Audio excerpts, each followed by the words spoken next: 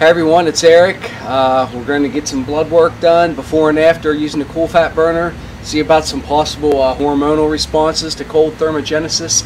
Unfortunately, this is an official, medical place. They do blood work for jobs and for drug screenings, so there's confidentiality issues. So we will not be filming that. You have to use your imagination. Then we'll hit the hotel, throw in a cool fat burner, come back and get the after results. See what happens. All right. Okay, so just got blood drawn for the before reading. I'm about to do my cold thermogenesis session here with the cool fat burner and cool gut buster. Just had a little snag though. I brought enough cold packs to last longer if need be, and it turns out the front desk at the hotel here apparently didn't realize that you put cold packs in a freezer. They stored them in the refrigerator, so now I have half my cold packs are not really cold. So we're going to see how this turns out, and let's just get to it, alright? Okay, so as you probably already know, we've done experiments on cool fat burner to improve insulin glucose sensitivity, to speed up and increase the acquiring of the ketogenic state. There's the groundbreaking study I did out at the University of California, San Diego, where I tripled my metabolism, calorie burning rate, doing indirect calorimetry, and now we are going to test and see if the cool fat burner can increase levels of the hormone adiponectin. Adiponectin was discovered around 1995. It's a hormone. It's secreted by fat tissue, actually, ironically enough. Even though it signals fat burning, it's probably one of the more important factors in regards to weight loss, disease prevention, especially diseases related to obesity, the metabolic disorder, which affects something like 1/3 of Americans right now. And the big question out there is, how do you increase adiponectin? Of course, big pharma and the drug companies are spending millions trying to get it in pill form, but that's probably not going to happen. It's difficult to synthesize. You can't eat it. It'd be digested. So today we're going to see if the cool fat burner can increase adiponectin. Some of the benefits of adiponectin. And remember, a lot of these are synergistic and they have kind of overlap with one another and reinforce one another, so it's kind of hard to differentiate and distinguish between them. Of course, there's the increased fat burning and weight loss. There's increased insulin sensitivity. There's the effects it has on muscle tissue, increased positive muscular enhancements. There's a reduction in systemic inflammation and all the diseases related to that, including heart disease. There's even a reduction or a fighting of cancer tissue, different types of cancer, and cellular as well as whole body longevity. Okay, so let's look at some of these different benefits. First, we have fat burning and weight loss. Adiponectin increases free fatty acid oxidation or burning in muscle tissue, while at the same time it lowers blood glucose levels.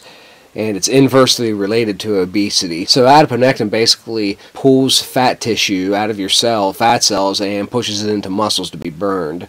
In animal models, adiponectin actually increases the metabolic rate, increases thermogenesis, without affecting hunger. So basically the animals, their metabolic rate went up, but without eating anything. And of course that's closely related to insulin sensitivity. Basically, adiponectin increases glucose uptake into muscle tissue, into the muscle cells to be burned as fuel, while reducing glucose production in the liver. So with the increased fat burning, increased weight loss, insulin sensitivity, we see this is already an avenue for preventing metabolic disorder, but it also leads directly to many of the muscular enhancements and improvements. As we said, adiponectin induces glucose uptake into muscle cells. It does this by the GLUT4 receptors. This ties in with nutrient partitioning and glycogen supercompensation, which I've mentioned before. Again, nutrient partitioning is whenever you increase, basically you selectively increase insulin sensitivity, meaning whenever you eat whatever you eat, particularly carbs and certain proteins, those nutrients broken down into more basic molecules floating through the bloodstream, nutrient partitioning pulls those nutrients into your muscles and not into your fat, which is obviously the ideal way you want to go. And then glycogen supercompensation. Glycogen is what your muscles burn, at least during high intensity exercise. Well, increased adiponectin, increased insulin sensitivity could theoretically increase your glycogen refueling of the muscles to super high levels called supercompensation, and this should theoretically help with protein synthesis, basically make you bigger, stronger, and faster, help with that. You may recall in the How I Eat Junk Food and Still Lose Weight video, I talk about having no carbs for the first part of the day, then working out, typically a power endurance workout, then hitting your carb refeed meal, junk food meal, whatever, all in one big meal, and then doing cold thermogenesis with cool fat burner within 1 or 2 hours after that. And basically you're getting like a triple whammy there of maximum insulin sensitivity. You're pushing all this into your muscles, all this glucose and protein, and you feel really pumped afterwards after the CFB session, and basically you have glycogen supercompensation. This is important because if you look in health and diet circles, people that are into this stuff, they're able to do this maybe 1 or 2 days a week, and that's by depriving themselves all week of carbs. They basically go real low carb, work out really hard, burn out all their glycogen all week, and then maybe for 1 or 2 days they eat a bunch of junk food to fill their muscles back up and get some supercompensation. Well, but using the method I use, I was able to do it 3 or 4 days a week, spread throughout the week. So, you know, that's obviously a lot more advantageous and desirable to go that route. Another huge benefit with adiponectin on muscles is that it increases mitochondrial biogenesis. Mitochondria are organelles within the cells of most cells of the human body. They're basically power plants. They burn fuel, produce energy. Well, adiponectin increases the number of mitochondria in muscles as well as their efficiency. It can increase their hardiness and or production of free radicals. So we'll get into that later. There's some anti-disease, anti-cancer aspects to that as well. So the application there, this also has application not just with the efficiency of your muscles, but potentially appearance and athletic performance. I've had, not only with myself, but with various customers, report back that they see increased size increase or strength increase with cool fat burner use.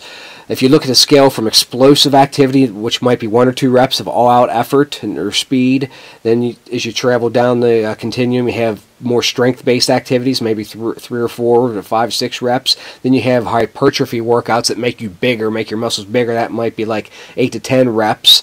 And then once you get into well, more endurance-based, but still using strength and explosiveness, you have your power endurance workout all the way down towards endurance-type training. In terms of your reps versus weight versus rest periods continuum there. Well, this increased mitochondrial biogenesis that's induced by adiponectin, this definitely should help endurance athletes. It should really help power endurance athletes as well, and it might even help hypertrophy athletes, i.e. guys who want to get bigger or women who want to get bigger muscles. So it should help at least all that stuff. It may not help a whole lot with the strength and probably won't help with pure explosiveness, but it will help with the other aspects. So again, those 3 elements, the fat burning, the insulin sensitivity, the increased muscular improvements or enhancements, all that stuff kind of ties together, and you already see a huge benefit there with adiponectin. Now some other benefits, and this is probably why the big drug companies are researching it, is the reduction of systemic inflammation, the reduction of heart disease, reduction of metabolic disorders, and everything related to that.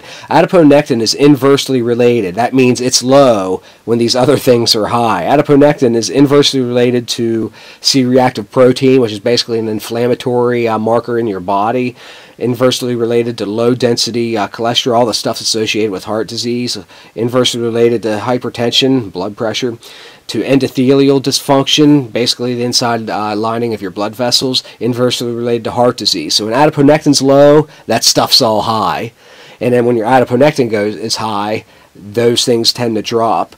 In fact, if they inject adiponectin, it actually increases vasodilation of the blood vessels. So there's kind of a treatment for hypertension, high blood pressure, and it reduces cardiac tissue inflammation. It immediately causes these changes on the cellular level.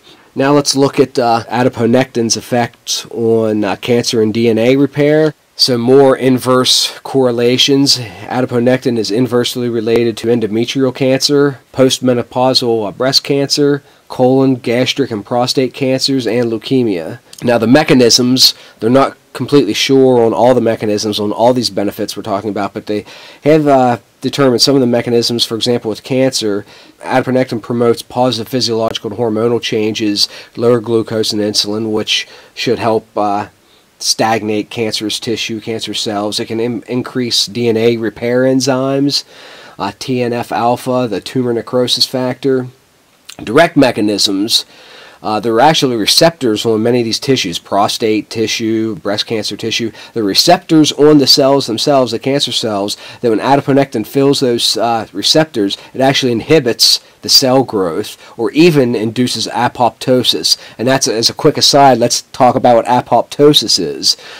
Apoptosis is the destruction of cells, the killing of cells. In this case, the destruction of harmful junk cells, cancer cells or whatever. Well, it's also been discovered that when you apply direct cold to the skin, you can actually cause apoptosis in the fat directly under the skin.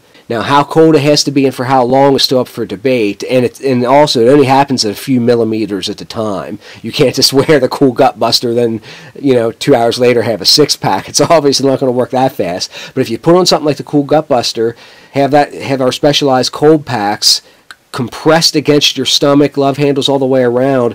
If apoptosis can work, that probably is going to induce it to work.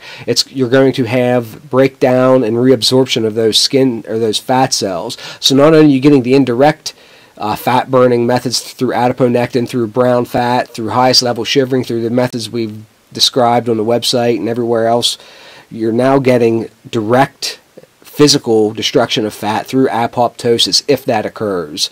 The final benefit of adiponectin is they see it's directly correlated, it's higher in centenarians, people that are over 95 years old, especially in certain demographics. And it's independent of their body mass index, so it's not just because they happen to be lean, they're also living long. There's, some of them were overweight, but they still live long, and they had high adiponectin. Now, at least in some of those studies they looked at, they actually had genetic differences that gave them high adiponectin, but, maybe if you can get high adiponectin via cold thermogenesis, well then maybe maybe it could increase longevity in that regard as well. So those are the benefits of adiponectin, and after an hour and a half of shiver surfing, hardcore intensity, and as you can see, my adiponectin levels jumped from 7.1 up to 11.5, and that's a 62% increase. That is huge. That is a significant increase. This probably explains, again, all the benefits that come with cold thermogenesis that go far beyond just burning fat. We're talking positive hormonal systemic embetterment that just improves everything. From burning fat to help building muscle, reducing systemic inflammation, reducing disease, possibly preventing or help fighting cancer, increasing longevity. Now you know why the drug companies are spending millions to try to get it in pill form, and they're not succeeding. But now you got a method. Cool fat burner. Alright, till next time. Brought to you by the Cool Fat Burner, the world's first brown fat weight loss device.